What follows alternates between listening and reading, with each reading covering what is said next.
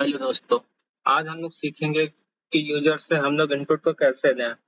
सबसे पहले जावा में यूजर से इनपुट लेने के लिए हम लोग इनपुट क्लास को इंपोर्ट कराएंगे। उसके लिए हम लोग import Java dot यूटिल dot scanner का यूज हम लोग करेंगे। इसका यूज हम लोग इनपुट कराने के लिए करते हैं। जब हम लोग स्कैनर क्लास को इंपोर्ट करा लेंगे, उसके बाद हम लोग मेन क्लास को बनाएंगे।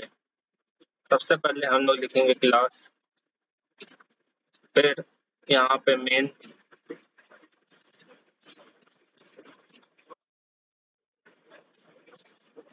ब्रैकेट, इसके अंदर हम लोग लिखेंगे पब्लिक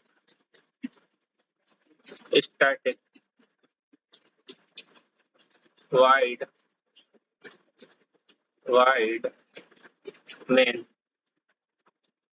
ये एक तरीके का सिंटैक्स होता है पब्लिक स्टैटिक वाइड, किसी भी स्ट्रिंग को प्रिंट कराने के लिए।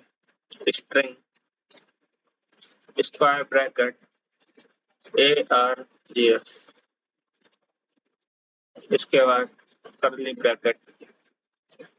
अब इसके अंदर जो भी हम लोग कोड लिखेंगे वो सारे कोड इस मेथड के अंदर होंगे। अब हम लोग स्कैनर क्लास का ऑब्जेक्ट क्रिएट करेंगे। ऑब्जेक्ट क्रिएट करने के लिए सबसे पहले हम लोग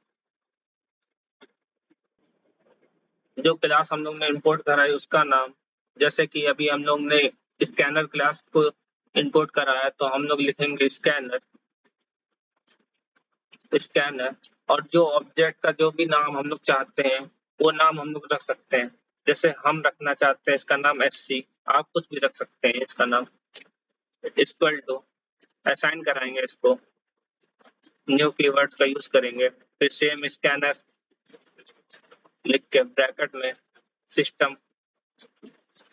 सिस्टम डॉट इन लिख देंगे। इससे हमारी स्कैनर क्लास का ऑब्जेक्ट बन जाएगा। अब इसको हम लोग इंपोर्ट कराने या यूजर से डाटा को कोड में लेने के लिए हम लोग स्कैनर क्लास का यूज करके स्ट्रिंग, इंटीजर और फ्लोट, हर तरीके के डेटा टाइप को हम लोग यहाँ पे यूज कर सकते हैं। जैसे अभी हम लोग स्ट्रिंग को यूजर से लेंगे, इसके लिए सबसे पहले हम लोग लिखेंगे string स्ट्रिंग। अब इसके बाद जो भी हम लोग ऑब्जेक्ट का नाम रखना चाहते हैं, जो भी हम लोग उस स्ट्रिंग का नाम या वेरिएबल का नाम रखना चाहते हैं, वो नाम हम लोग रख देंगे। जैसे हम लोग स्ट्रिंग का नाम रखना चाहते हैं ST या ST रखते हैं अभी के लिए फिलहाल, हम लोग स्ट्रिंग का नाम ST रखते हैं। और ऊपर हम लोग ने यहाँ पे स्कैनर S जो नया ऑब्जेक्ट क्रिएट किया था वो SC नाम से क्रिएट किया था, तो हम लोग यहाँ पे SC डॉट नेक्स्ट लाइन लिखेंगे। SC डॉट नेक्स्ट, जो लाइन में L होता है वो कैपिटल होता है।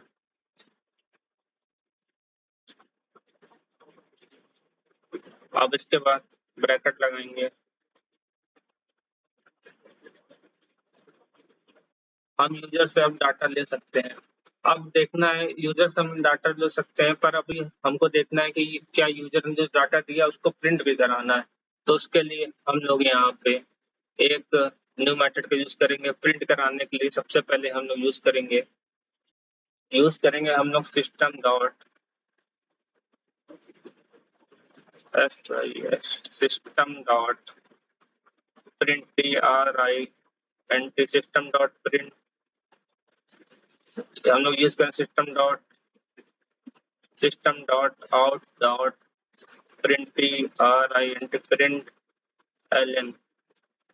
एलन का यूज हम लोग नेक्स्ट लाइन के लिए करते हैं।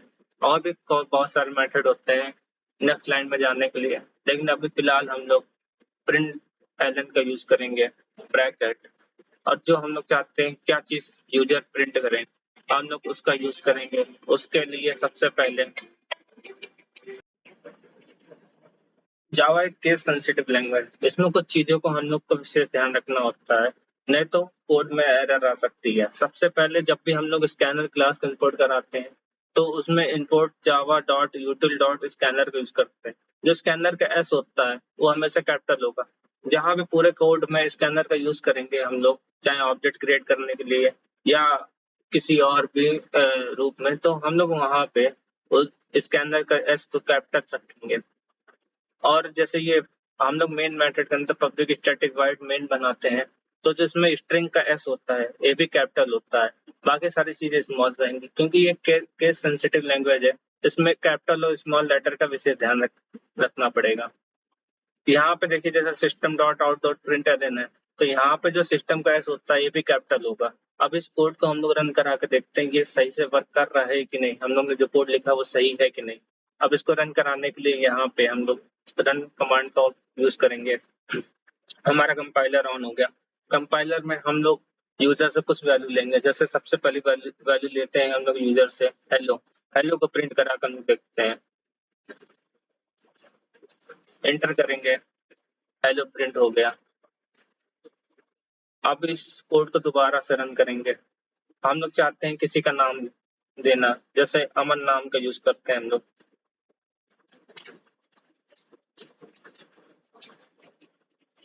ये भी प्रिंट हो गया। और भी कुछ लेटर हम लोग प्रिंट कराते हैं, जैसे जावा।